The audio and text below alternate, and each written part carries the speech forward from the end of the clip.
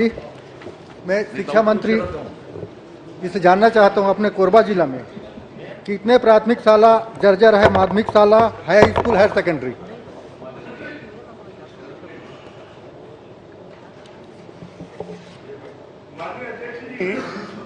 जर्जर प्राथमिक शालाएं 189 है, भवन विहीन 58 है, पूर्व माध्यमिक शाला स्ट्रीट जर्जर है, 20 भवन विहीन है, हाई स्कूल 4 जर्जर हैं, 1 भवन विहीन है, हायर सेकेंडरी 7 जर्जर हैं और भवन विहीन कोई भी नहीं है। अध्यक्ष महोदय, मैं जानना चाहता हूं इसमें 58 भवन विहीन बताए हैं मंत्री महोदय, उसमें संचालित हो रहा है कि नहीं हो रहा है, मैं जानना चाहता हूं। माननीय अध्यक्ष महोदय, जो भवन विहीन है वहां पर स्कूलें नजदीक के दूसरे भवन में संचालित हो रही हैं और जो जर्जर हैं उन जर्जर के भी जो ज्यादा जर्जर हो गई हैं वहां नजदीक के दूसरे भवन में हो रही हैं और बाकी वहीं उसी भवन में संचालित हो रही हैं। अध्यक्ष महोदय, मैं जानना चाहता हूं मंत्री महोदय से, एक जर्जर कब तक माने भवन विहीन का माने भवन उपलब्ध हो जाएगा? हमारी कोशिश होगी कि जल्द से जल्द जर्जर भवनों को और शाला विहीन भवनों को बना दिया जाए। बहुत अच्छा। अध्यक्ष महोदय, बहुत वित्तीय स्थिति है, आदिवासी क्षेत्र है, बेचारा पूछ भी नहीं पा रहे ठीक से, इतने सारे भवन विहीन स्कूल हैं। माननीय मंत्री जी, मैं जानना चाहता हूं, जब आप लोगों ने, सरकार ने शाला भवन निर्माण के बारे में कुछ सोचा होगा तो उसके अहाता के बारे में सोचा है? अहाता बनाना अनिवार्य है कि नहीं है? एक भी जगह आपने अहाता का इसमें दिखाया नहीं है कि कहीं अहाता बना हुआ है।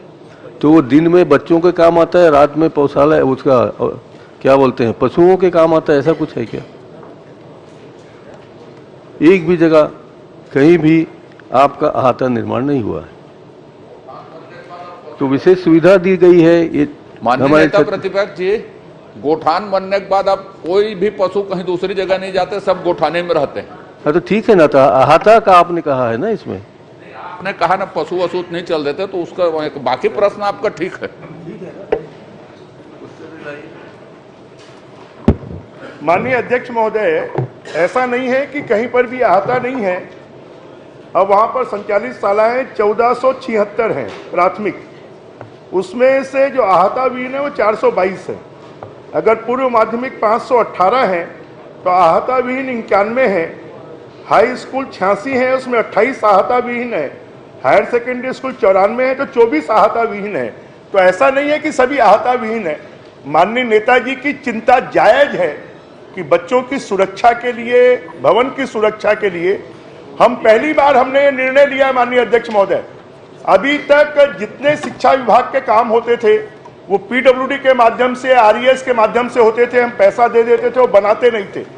अब स्कूल शिक्षा विभाग, उच्च शिक्षा विभाग अपना खुद का इंजीनियरिंग विभाग बनाएगा और इंजीनियरिंग विभाग बनने के बाद में तेजी से काम होंगे। जो पैसे सैंक्शन होते हैं, कई काम तो ऐसे हैं कि जो 10-10 सालों से पीडब्ल्यूडी, आरईएस को पैसे दिए हुए उनका निर्माण नहीं हुआ है और हमारा इंजीनियरिंग सेक्शन बनने के बाद हम तेजी से कोशिश करेंगे कि स्कूलों की बिल्डिंगों की मरम्मत हो जाए, नई बिल्डिंग बन जाए, उनके अहाते बन जाए, हमारे बच्चे एक अच्छे वातावरण में पढ़ाई करें, ये हमारी कोशिश है। बृजमोहन जी, मंत्री जी, अब भविष्य में कम से कम ये निर्णय तो ले सकते हैं कि भविष्य में जो नए भवन बनेंगे वो अहाता सहित उसका ड्राइंग डिजाइन बनेगा, तो मुझे लगता है कि हमेशा के लिए समाधान हो जाएगा। एक नीतिगत फैसला ले सकते हैं आप यदि चाहें तो। मैं आपको धन्यवाद देता हूं अध्यक्ष महोदय, इस तरह से सुझाव आप देते रहेंगे तो शायद ये सरकार ठीक चलने लगेगी। नहीं, वो मंत्री जी का निर्णय है। आपका निर्देश निश्चित रूप से बहुत अच्छा है। जहां पर कई स्कूलें तो ऐसी हैं जहां पर स्कूल भवन के निर्माण से ज्यादा अहाते में पैसा लगेगा, तो जहां पर पर्याप्त पैसे में या कम पैसे में अहाता बन सकता है, हम भविष्य में निर्णय करेंगे आपके निर्देशानुसार कि अहाता के साथ स्कूल बिल्डिंग का सैंक्शन हो। और जहां पर बड़े मैदान हैं उसमें फॉरेस्ट विभाग के माध्यम से या फिर हमारे मनरेगा के माध्यम से वहां पर वृक्षारोपण कर बारबेट वायरिंग कर ये भी किया जा सकता है, सुरक्षित किया जाए, ये हमारी कोशिश है। धन्यवाद। श्रीमती संगीता सिन्हा।